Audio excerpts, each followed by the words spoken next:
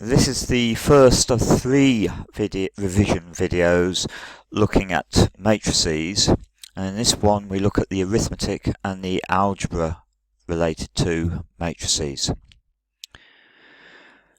We need to be able to add, subtract and multiply matrices where appropriate, multiply a matrix by a scalar, understand zero and identity matrices, know what is meant by the transpose of a matrix, calculate the determinant of 2 by 2 matrices, know what is meant by singular and non-singular matrices and inverse matrices, and be able to calculate the inverse of a 2 by 2 matrix. As far as key facts are concerned, we've got a little bit of terminology. We need to know that an m by n matrix has m rows and n columns.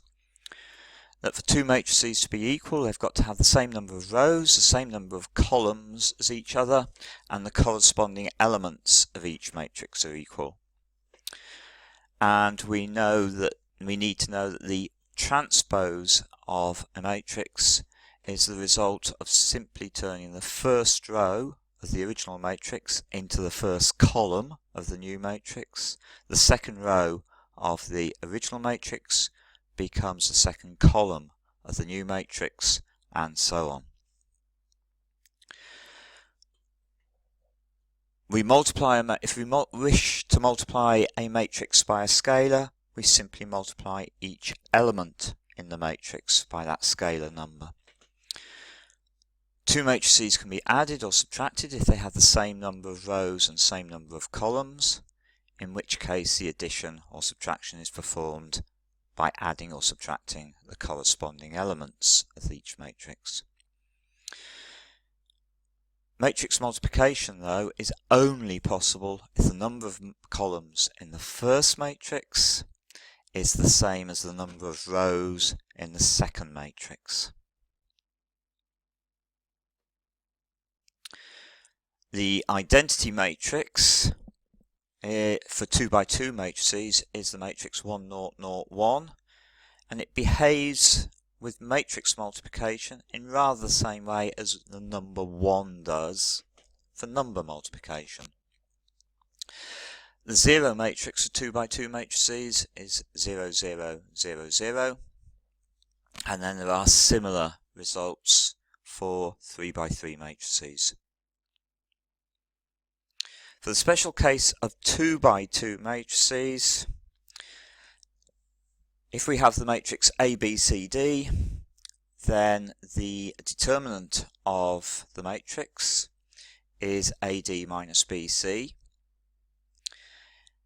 If the determinant is non-zero, then A has an inverse, which we usually write as A to the minus 1, which can be calculated by A to the minus 1 is 1 over the determinant times by the matrix D minus B minus C A. If the determinant of A is 0, A does not have an inverse, and we say that A is a singular matrix. If, on the other hand, the determinant of A is non-zero, then A does have an inverse, and we say that A is a non-singular matrix. And we need to be able to make use of inverse matrices in solving equations involving matrices. So our first example is a little bit of matrix arithmetic. We've got three matrices, and we've got to evaluate, if possible, AB, AC, CB, and finally A squared minus 3B. So AB to begin with, we have 5 minus 3, 1, 2, times 1 minus 1, 1, 1. The first matrix has 2 columns, the second matrix has 2 rows, so we can certainly do the matrix multiplication. The top left entry is 5 times 1 plus minus 3 times 1, and that gives me 2. The bottom left entry is 1 times 1 plus 2 times 1, which gives me 3. The top right entry is 5 times minus 1 together with minus 3 times 1, so that's minus 5 plus minus 3, which is minus 8. And the bottom right entry is 1 times minus 1 plus 2 times 1, so that's minus 1 plus 2, which is 1.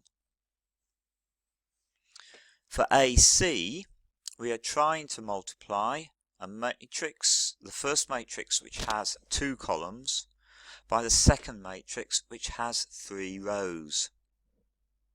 And such a multiplication is impossible, so we simply say this calculation is not possible. C times B. The first matrix has 2 columns. The second matrix has 2 rows, so the matrix multiplication is possible. The top left entry is 2 times 1 plus 1 times 1, so that's 3. The middle left entry is minus 3 times 1 plus 0 times 1, which is minus 3. The bottom left entry is 0 times 1 plus 4 times 1, which is 4. The top right entry is 2 times minus 1 plus 1 times 1, which is minus 1. The middle right entry is minus 3 times minus 1 plus 0 times 1, which is 3. And the bottom right entry is 0 times minus 1 plus 1 times 4, which is 4. Now for part 4, we've got to work out a squared minus 3b. It's sensible to do a squared first of all, and then to do the 3b, and then do the subtraction. So a squared is 5 minus 3, 1, 2 times 5 minus 3, 1, 2. So the first entry, top left entry, is going to be 5 times 5, 25. Add minus 3 times 1, which is minus 3, so I've got 25 plus minus 3, so the top left entry is 22. The bottom left entry is 1 times 5 plus 2 times 1, which is 7. The top right entry is 5 times minus 3, added to minus 3 times 2, so that's minus 15 plus minus 6, which is minus 21. And the bottom right entry is 1 times minus 3, add 2 times 2, so that's minus 3 plus 4, which is 1. 3b is 3 times 1 minus 1, 1, 1, which is simply 3 minus 3, 3, 3. So a squared minus 3b is 22 minus 21, 7, 1. Take away 3 minus 3, 3, 3. Do the subtraction element by element. We get 19 minus 18, 4 minus 2.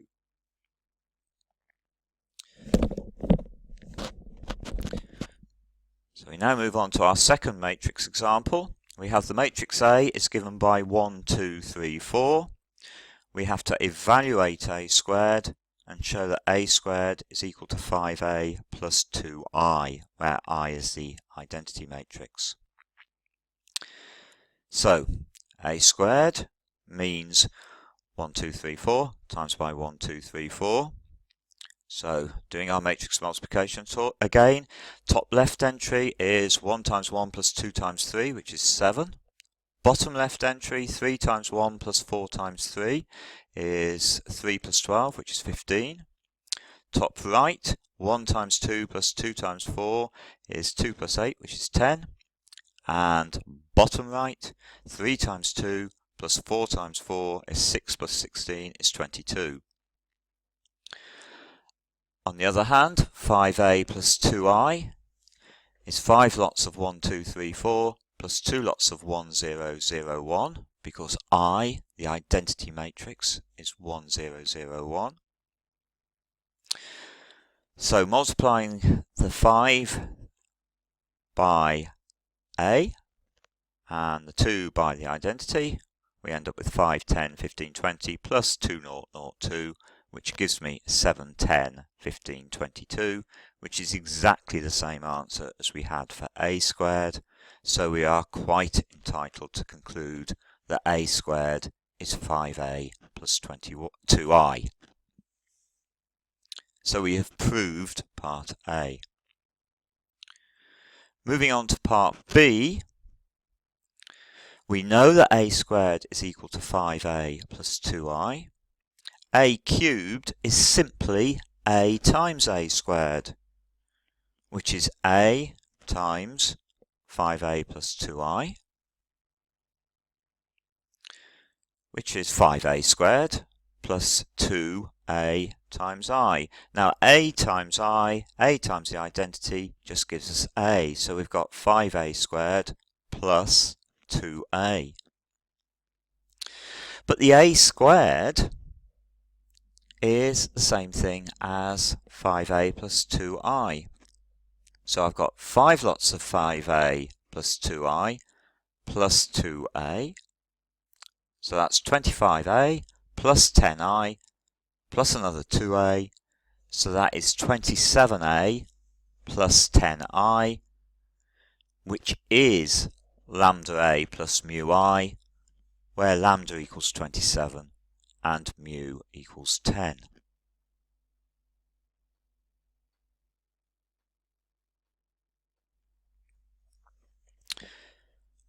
Our third example, we have the matrices A and B. A is 7, 5, 3, 2 and B is 1, 2, 3, 4. We have to find the inverse of A.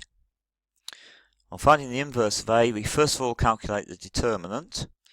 And to calculate the determinant, we need to multiply the two numbers on the leading diagonal. So that's 7 times 2, and then subtract the result of multiplying the two numbers on the minor diagonal. So we've got the determinant is 7 times 2, take away 5 times 3, which is minus 1. So the inverse of A is 1 over the determinant, so that's 1 over minus 1, times by the matrix obtained by first of all switching over the two numbers on the leading diagonal. So the 7 and the 2 switch over, and changing the signs of the two numbers on the minor diagonal. So the 7 and the 2 have to change place, the 5 and the 3 stay in the same place, but they change their signs.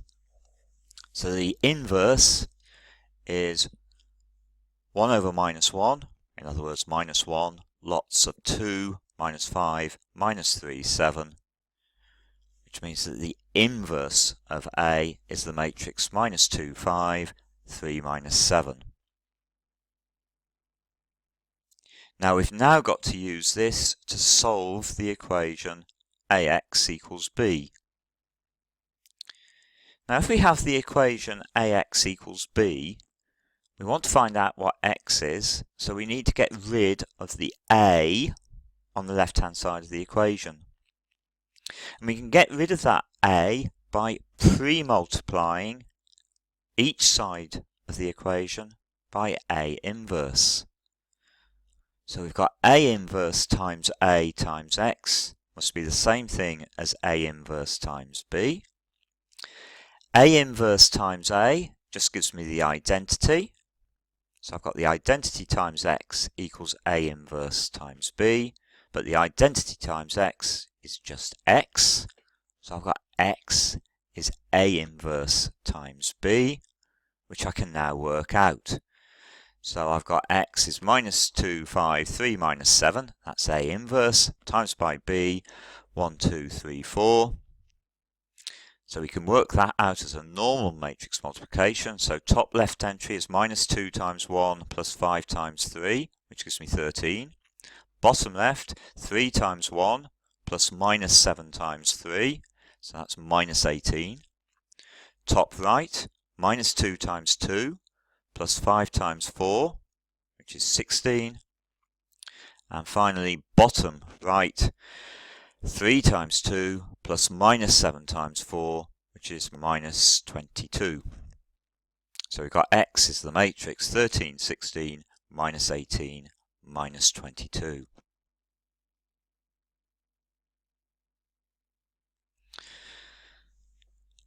And for our final example, we've got the matrix M is given by the numbers A, B, C, A, and M transpose, or MT, denotes the transpose of M. Now remember, the transpose of M is the matrix obtained by turning the first row of M into the first column of the new matrix, and the second row of M becomes the second column of the new matrix. So M transpose is the matrix that looks like ACBA. We're told that M plus 2 times M transpose is equal to 9069.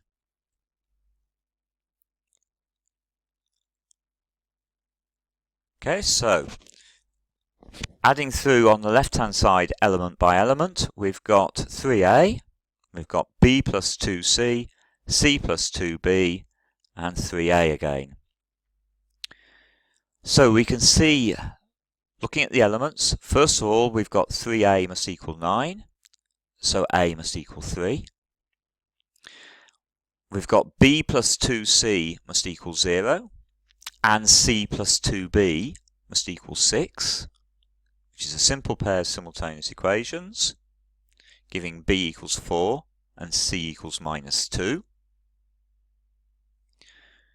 which means that we now know that our matrix M is 3, 4, minus 2, 3.